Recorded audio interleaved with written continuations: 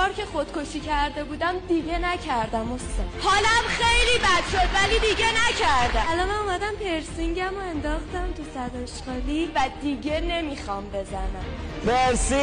پرسینگشو انداخت. خیلی ضربه خوردم از جامعه، خانواده، رفیق، دوست. فهمیدم اینجا اولین و آخرین راهه. با افتخار پای خودم وای میستم تا آخرش. پای این راه وای میستم. ممنونم ازتون استاد. تو هیچ کاری موفق نمی شدم. مجبور شدم خودکشی کنم. 4 بار خودکشی کردم تو اونم موفق نشدم استاد. من خیلی بدبختم. الانم اومدم صابونم و گوشوارم و انداختم تو سطل آشغالی و دیگه نمیخوام بزنم استاد. گوشواره با اینکه تازه به دنیا اومدم هم از دوست خوردم، هم از فامیل خوردم، هم از خانواده خوردم. کی وقت کردم نمیدونم. کاش یه دیالوگ بهتر برام نوشته بودی استاد. تا آخر پات میمونم و دیگه نمیزنم. ممنونم. تو هم برای شرکت تو همایش‌های استاد همین الان کلمه فنچ رو کامنت کن.